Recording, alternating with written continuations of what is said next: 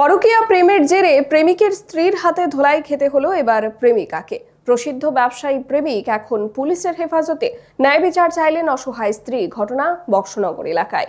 নমস্কার, দেখছেন খবরের প্রতিবাদ। আমি শতরূপা। আজকের বিস্তারিত আলোচনা নিয়ে।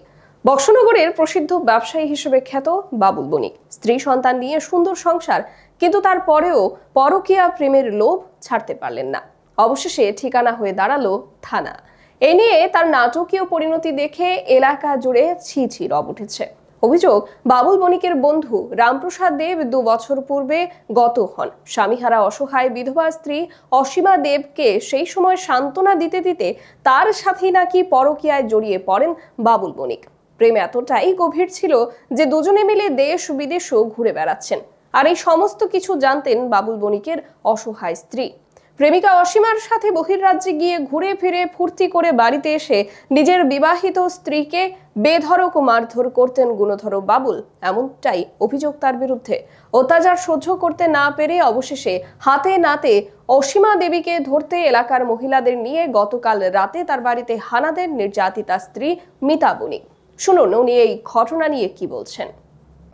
আমার স্বামী ওই রামুদেব, আমার স্বামীর নাম বাবুল বণিক। হ্যাঁ, রামুদেব হয়েছে হ্যার বন্ধু। কবে দিনের বন্ধু আমরা জানি না। এরপরে হ্যার মরতে মরতে হ্যার বউয়ের সাথে সম্পর্ক তো জড়াইছে। হেরা বিভিন্নখানে যায়, ছবি তুলে, এরপরে দেশ ভ্রমণ করে, বিদেশ ভ্রমণ করে আমার কাছে সমস্ত ছবি ভাড়া। এরপরে আমি যদি এটার জন্য ডাক দেওয়া দিই, তাই আমার স্বামীর শিখেটা আমার মারধর করতো। আমার স্বামী আমার বাড়িতে মারধর করে। আমার পাড়ার লোকে সব সময় দেখে 4টার সময় আমার বাড়ি থেকে যায়। এভাবে আমি আর কত সহ্য করতাম। আজকে আমি সহ্যের সীমা হারাইয়া আজকে আমি আসি তাইরে ধরতাম। এখন আমি ন্যায্য বিচার চাই। আমার স্বামী আজকে আমার বলে ওই মহিলার নাকি সে বিয়ে করছে। আপনার গার্জিয়ান, আমার গার্জিয়ান, আমার মামা আছে দুলাল বণিক, লক্ষণ বণিক, হেরা আমার মামা। হেরা অনেক ডাক দেওয়া দিছে, বুঝাই আনতে চাইছে, কিন্তু হেরা পারছে না।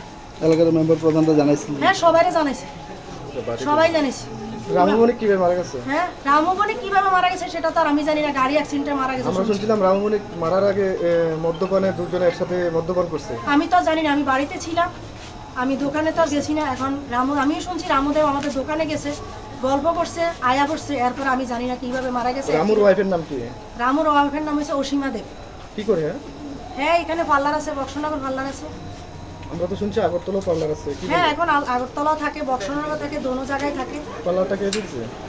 পার্লারটা কে দিচ্ছে সেটা আমি জানি না। পার্লারে আড়ালে কোনো কিছু হয়নি এমন কোনো আপনি জানেন না? সেটা তো আমি জানি না। আপনার নাম কি? আমার নাম মিতা বণিক। আমি যতটুকু দেখছি, যতটুকু আমার কাছে প্রমাণ আছে হেদের, ততটুকু আমি আপনাদের কাছে দিতে পারবো। উল্লেখ্য, প্রায় 2 বছর আগে রামপ্রসাদ দেব কলমচোরা থানার নিকটে একটি চিনি বোঝাই মারুতি গাড়ির নিচে চাপা পড়ে মারা যান। এলাকাবাসীর দাবি, রামপ্রসাদের মৃত্যু দুর্ঘটনা নাকি অন্য কিছু তা এখনো পরিষ্কার নয়। তার মৃত্যুর 2-3 মাসের মধ্যেই বাবুল বণিক রামুর বিধবা স্ত্রী অসীমার সঙ্গে অবৈধ সম্পর্কে জড়িয়ে পড়েন। এই ঘটনায় বাবুল বণিকের প্রথম স্ত্রী মিতা বণিক ও স্থানীয়দের কাছে অজানা ছিল না। তারপরও কেউ বিষয়টি নিয়ে এতদিন প্রকাশ্যে কিছুই বলেননি। সম্প্রতি বাবুল বণিক ও অসীমা দেব উত্তরপ্রদেশের প্রয়াগরাজে গিয়ে বিয়ে করেন বলে স্বীকার করেছেন বাবুল বণিক নিজেই। এরপর থেকেই তার প্রথম স্ত্রীর সাথে তার সম্পর্কের টানাপোড়েন শুরু হয়। অভিযোগ, অসীমা দেব বাবুলের কাছ থেকে মোটা অঙ্কের টাকা ও সম্পত্তি হাতিয়ে নিয়ে আগরতলায় নতুন করে পার্লারের ব্যবসা শুরু করেছে। গতকাল রাত 8:30টার দিকে মিতা বণিক হঠাৎ অসীমার বাড়িতে গিয়ে তার উপর দলবল নিয়ে হামলা চালান বলে অভিযোগ অসীমা দেবের। পরে প্রাণ বাঁচাতে কলমচোরা থানার দ্বারস্থ হন অসীমা। গোটা ঘটনার ব্যাখ্যা দিয়ে প্রেমিকা তথা বাবুল বণিকের দ্বিতীয় স্ত্রী অসীমা কি বলছেন, শুনুন তার কথা। বাবুল বণিক ওনার লোক আমার 1 বছর আগে বিয়ে হয়েছে, তাই নো রাজি এটার ভিত্তে আমিও রাজি। তাই কোর্ট ম্যারেজ হয়েছে না, প্রয়াগরাজ মন্দিরে বিয়ে হয়েছে। আচ্ছা, তাহলে তখন আমার স্বামীও হ্যাঁ বউ জানানোর পর থেকে হ্যাঁ লোক আমি মিল্লা চলানোর চেষ্টা করছি। আমি ফির দেহ দুজনে মিল্লা থাকুক। হ্যাঁ আরও গেছিল 5 জনের লইয়া। তো আমিও কইছি ঠিক আছে 5 জনের সামনে আমি কমু, তাই ন কইব আমরা বিয়ে হয়েছে। আজকে কি হয়েছে? আজকে তাই না আমার বাড়িতে গিয়ে আমার হামলা করছে, মারতে গেছে 4-5 জন মহিলা লইয়া। তাইদের ওয়াইফ, তাইদের মেয়ে আর পাড়ার আরও 4-5 জন মহিলা। তার নাম জানো?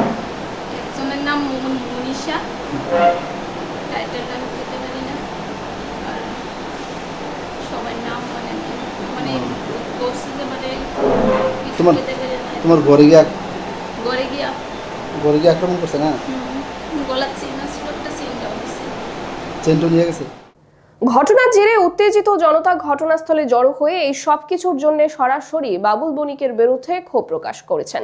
পরিস্থিতি নিয়ন্ত্রণে আনতে পুলিশ বাবুল বণিককেও থানায় নিয়ে যায়। বর্তমানে তিনি থানার লকআপে আছেন বলেই খবর। থানায় বাবুল বণিক জানান তিনি 2 স্ত্রীকে দিয়েই সংসার করতে চান, কিন্তু তার প্রথম স্ত্রী এতে রাজি নন। এদিকে স্থানীয় সমাজ সচেতন মহল মনে করছে এই ধরনের ঘটনা তরুণ সমাজের উপর খারাপ প্রভাব ফেলতে পারে। অন্যদিকে এলাকাবাসীর দাবি, বাবুল বণিক নাকি বাংলাদেশ থেকে অবৈধভাবে ভারতে প্রবেশ করেছিলেন প্রায় 10 থেকে 12 বছর আগে এবং দালালের সহায়তায় অবৈধ নথি তৈরি করে ভারতীয় নাগরিকত্ব পেয়েছেন। প্রশাসন যদি সঠিকভাবে তদন্ত করে তাহলে আরো বড় রহস্য উন্মোচিত হতে পারে বলে মনে করছেন তারা। বাবুলের প্রথম স্ত্রী মিতা বণিক অভিযোগ করেন, অসীমার সঙ্গে অবৈধ সম্পর্কে জড়ানোর পর থেকেই বাবুল বণিক তাকে শারীরিকভাবে নির্যাতন করত। সেই নির্যাতনই তাকে অসহ্য করে তুলেছিল। গত রাতের ঘটনাও সেই নির্যাতনেরই ফল। ঘটনাটি বর্তমানে কলমচোরা থানায় তদন্তাধীন। এলাকা জুড়ে তীব্র আলোড়ন সৃষ্টি হয়েছে এই জটিল প্রেমের কাহিনীকে ঘিরে। তাছাড়া ভারতীয় আইন অনুযায়ীও একজন ব্যক্তি প্রথম স্ত্রী থাকাকালীন দ্বিতীয় বিয়ে করতে পারেন না। সেক্ষেত্রে অসীমাকে বিয়ে করে বাবুল বণিক এমনিতেও আইনি গ্যারাকুলে ফেসে গেছেন। তবে সার্বিকভাবে বলা যায়, পরকীয়া প্রেমের বিষক্রিয়া এখন আর জাতপাত বয়স কিছুই মানছে না। যেখানে সেখানে যে কেউ এই ব্যাধিতে আক্রান্ত হচ্ছে, যার জেরে নষ্ট হয়ে যাচ্ছে বহু সাজানো গোছানো সংসার। তবে যেহেতু এই ঘটনাটি আইনের হাতে ন্যস্ত, সেক্ষেত্রে আইন এই ত্রিকোণ প্রেমের সমস্যার কি সমাধান দেন সেটাই দেখার বিষয়। নমস্কার।